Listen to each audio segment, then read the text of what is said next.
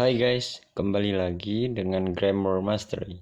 Kali ini kita akan membahas terkait materi preposition, yaitu preposition in, on, dan at. Nah, sebelum membahas lebih lanjut, kita perlu tahu pengertian dari preposition atau preposisi. Nah, preposisi itu istilahnya kata depan, kata yang di awal sebelum kata-kata selanjutnya, sebelum kata-kata lain, baik kata benda, kata sifat, kata keterangan, dan lain sebagainya. Nah, what is a preposition? A preposition is a word that links a noun, pronoun, or noun phrase to some other part of the sentence. Sebuah preposisi adalah sebuah kata yang menghubungkan sebuah benda, kata ganti, atau frasa kata benda to some other part of the sentence, ke beberapa bagian-bagian lain dari suatu kalimat. Nah, itu yang disebut dengan preposisi. Contoh preposisi itu apa aja? Banyak. Ini contoh yang umum digunakan, seperti at, in, on, of, by, for, to, of, until, across, among, about, before, after, above, below, between, beside, except, into, next to, since, under, throughout, toward, with, etc., dan lain sebagainya. Contoh kalimatnya seperti ini. I'm afraid of spiders. Saya takut terhadap laba-laba. Nah, kata of di sini adalah preposisi, kata depan. Spiders di sini sebagai noun, kata benda. I'm afraid of spiders. Contoh lainnya, he is really good at mathematics. Dia sungguh bagus pada matematika. Selanjutnya, Bali is famous for tourists. Bali terkenal untuk turis atau wisatawan. Selanjutnya, my mother was angry with my sister. Ibuku marah dengan saudara perempuanku. Jadi seperti itu ya. Yang di warna merah itu adalah preposisi atau kata depan. Nah, terus kita lanjut ke pembahasan utamanya. Di sini kita akan membahas terkait preposisi yang sering dibingungkan penggunaannya oleh sebagian orang, yaitu seperti in, on, dan at. Nah, pertama, preposisi in, on, dan at itu dibagi ke dalam dua fungsi. Ada yang fungsi time, ada yang fungsi location. Nah, kita akan bahas dulu fungsi yang time. Sebelumnya, kalian harus memahami dulu sifat-sifat dari preposisi in, on, dan at. Contoh, untuk preposisi in, itu untuk menjelaskan sesuatu yang general, umum, atau lebih besar. Terus untuk preposisi on, itu menjelaskan sesuatu yang more specific, lebih spesifik atau lebih kecil. Selanjutnya, untuk preposisi at, itu untuk menjelaskan sesuatu yang very specific atau smallest, sangat spesifik dan paling kecil. Nah, kita jelaskan dulu fungsi preposisi untuk waktu, yaitu preposition of time. Untuk yang general, yang in, itu digunakan apabila kata setelahnya diikuti oleh centuries, abad. Contoh, in the 18th, pada abad ke-18. Terus decades, dekade, 10 tahunan, pada tahun 80, in the 80th, atau untuk tahunan, years, 1970, 1981, contoh. I was born in 1997. Kan itu menggunakan in deh. Terus diikuti oleh months. Months di sini bulan, disebutkan bulannya saja, seperti January kayak gini. I'm going to the beach in February. Aku akan pergi ke pantai pada bulan Februari. Ini menunjukkan Februari saja, tidak spesifik. Terus diikuti oleh weeks.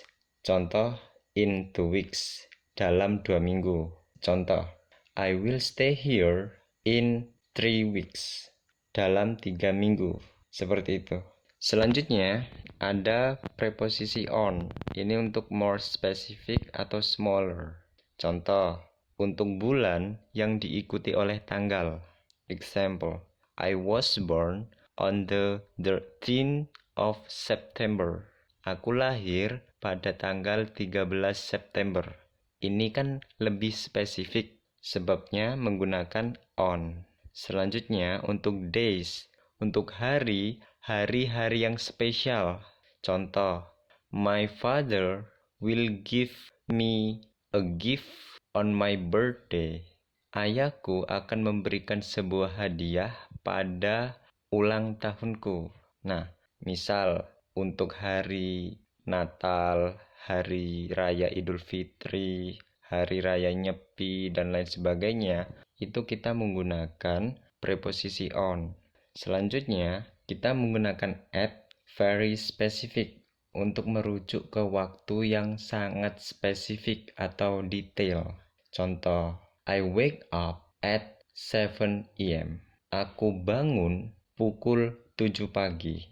Juga bisa menyatakan jam, hours, 12 o'clock, dan lain sebagainya. Intinya, at untuk preposition of time merujuk ke waktu yang spesifik. Bisa diikuti jamnya, bisa diikuti oleh angka, jam 12, jam 7, jam 8, dan lain sebagainya.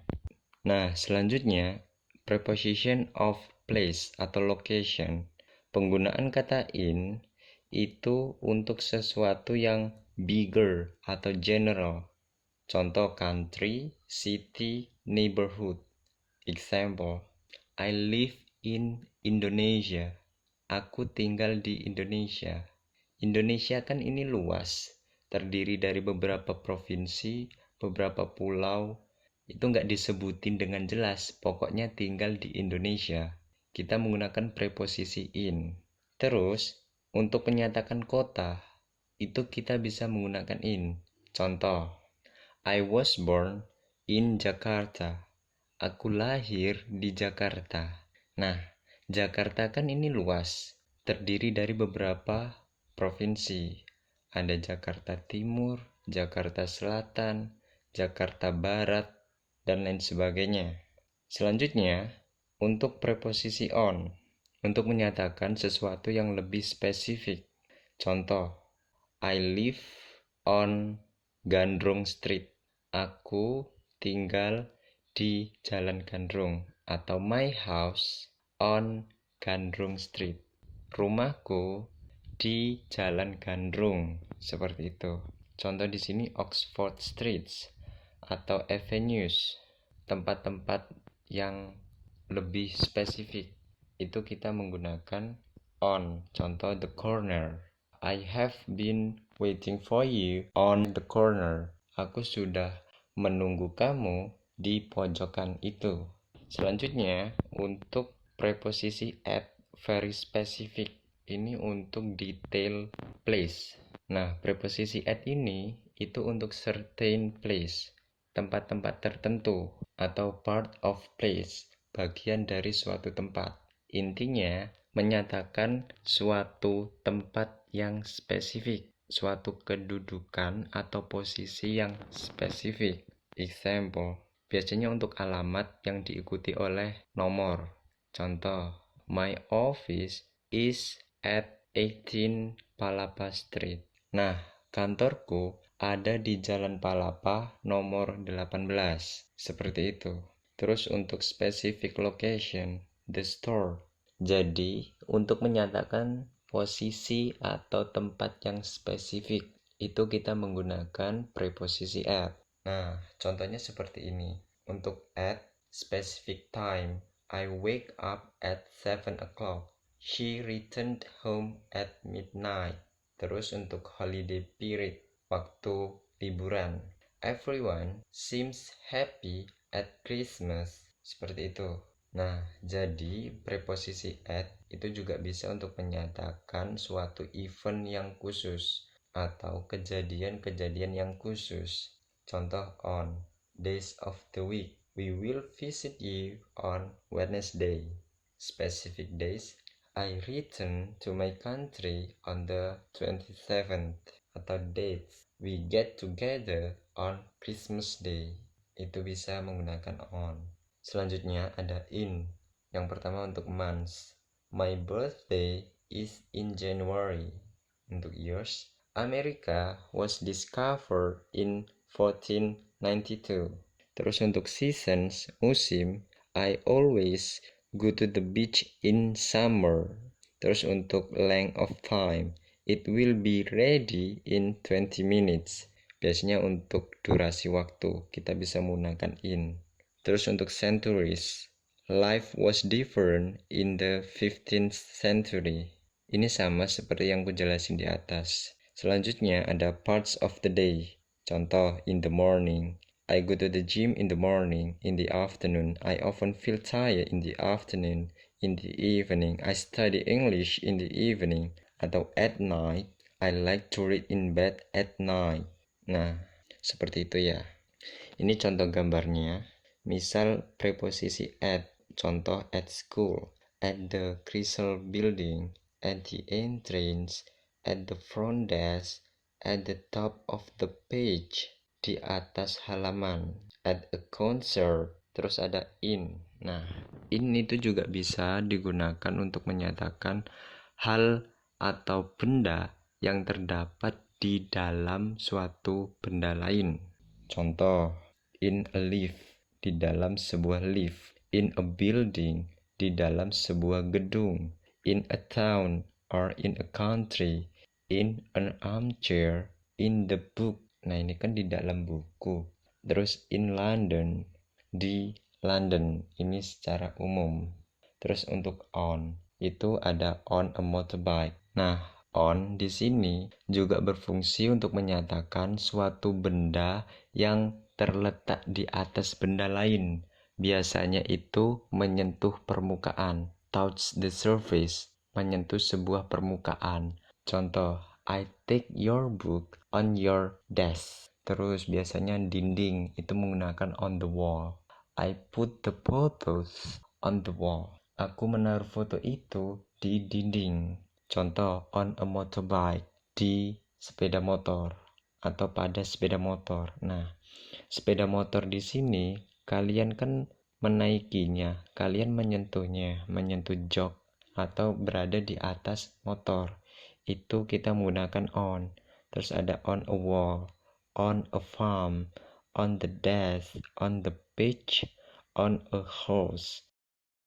Mungkin seperti itu penjelasan singkat terkait preposisi in, on, dan at. Semoga bermanfaat dan kalian dapat memahami ya. Thank you, see you. Terima kasih, semoga bermanfaat. Thanks for watching.